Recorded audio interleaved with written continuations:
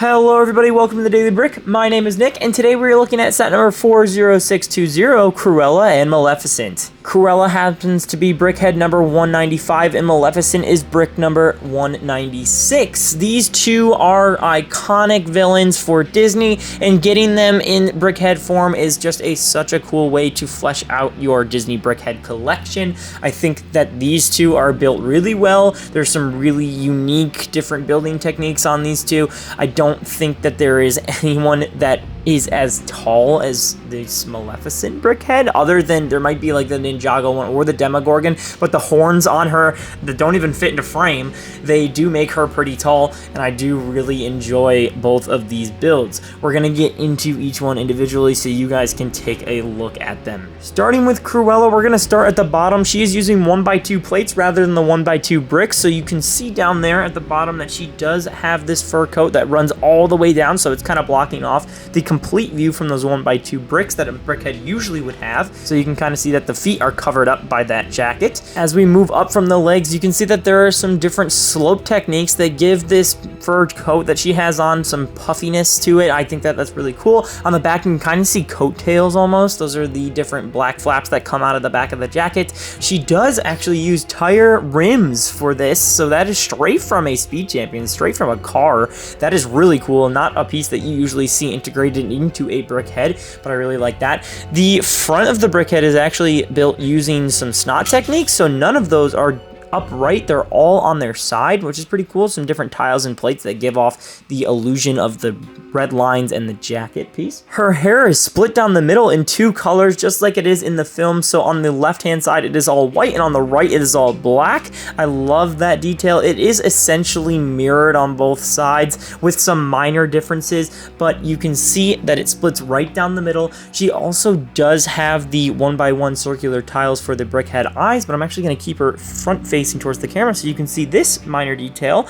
Underneath the eyes, they use 1x1 tiles or 1x1 plates in sand green to give off the look of mascara. That is such a good detail, and I absolutely love that. Up next, we have the Mistress of Evil herself, Maleficent, comes in swinging with this brick head. She does have an exclusive 1x2x2 printed brick on the front that gives way to her dress. On the bottom, you can see that the dress is kind of puffed out. You can't even see her legs, and she is standing on a modified 6x6 plate for this. Usually these brickhead plates are just 6x6 plates with a couple different tiles with a jumper. I'm not sure if you can see that, a jumper plate right there, the 1x4 jumper, but this one is different. It's just using two 1x4 tiles and then two 2x2 jumper plates in black. So that is different because that lines up differently with the bottom of her dress, so that is able to just click in right there, and she is center on that plate.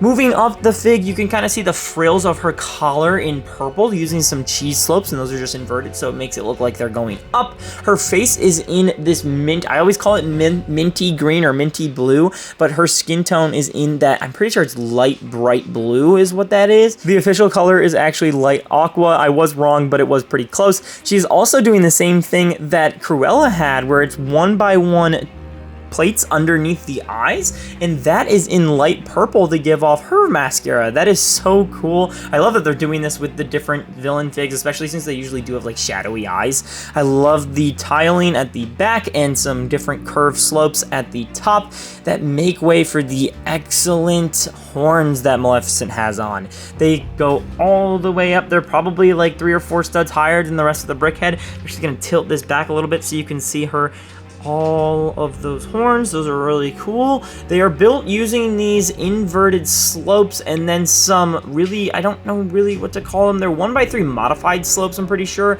and those are attached to some 1x1 attachments on some 1x1 modified plates. Both figs are an excellent addition to your Disney collection. I love that on the box this is actually branded as Disney villains rather than Maleficent and or Cruella, so it's not under 101 Dalmatians, it's not underneath Sleeping Beauty. I can actually show you right there, it is Disney villains right there, so that is definitely something that's unique.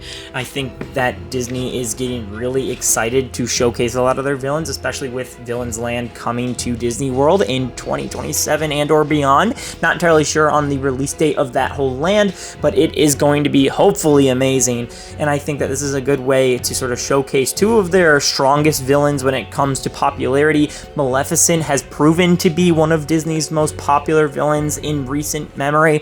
I think that of all of the villains out there, Maleficent really is one of the most popular. Cruella really is up there as well. They love using their classic villains, so these two are great picks. Anyways, that is going to be all for now. Thank you guys so much for watching, and we will see you in the next one.